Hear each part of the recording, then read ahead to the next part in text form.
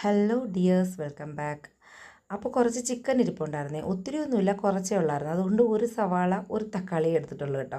കുറച്ച് മസാലകളിട്ട് ആ ചിക്കൻ അങ്ങ് റോസ്റ്റ് ചെയ്യാമെന്ന് വിചാരിച്ച് അതിനകത്തുനിന്ന് കുറച്ച് ചിക്കൻ മാറ്റി വെച്ചിട്ടുണ്ട് കേട്ടോ. ഒരു 5-6 കഷ്ണം മാത്രം. എന്തിനാന്ന് വെച്ചാൽ അതൊരു മോമോസിന് വേണ്ടി കേട്ടോ.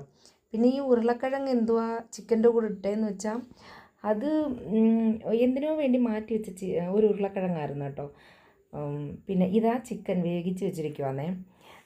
പിന്നെ മോമോസിൻ്റെ പ്രിപ്പറേഷൻ ആട്ടോ. നമുക്ക് ക്യാബേജ് ഇല്ലാതെ സമോസായും ഇല്ല, മോമോസും ഇല്ല, ഒന്നുമില്ല കേട്ടോ.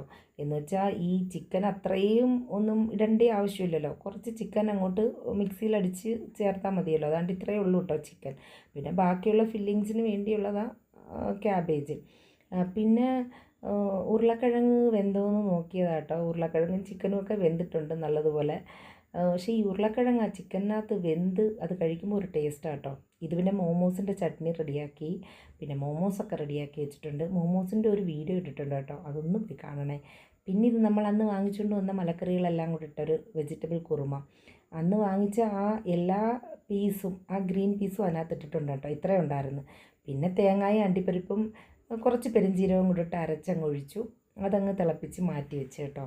പിന്നെ നമുക്ക് നോമ്പ് തുറക്കി സമയമായി. പിന്നെ അങ്ങനെ എല്ലാവരും കൂടെ ഇരുന്ന് നോമ്പൊക്കെ തുറന്നു.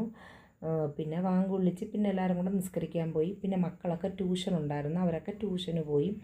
പിന്നെ ഞാൻ എൻ്റെ ജോലികളൊക്കെ ഒതുക്കി. അതിന് ശേഷം പിന്നെ ഞാൻ ചപ്പാത്തിയൊക്കെ ഇട്ട് പിന്നെ അവരൊക്കെ വന്നു, എല്ലാവരും കൂടെ ഇരുന്ന് കഴിച്ചു. സബ്സ്ക്രൈബ് ചെയ്യാൻ മറക്കരുത്.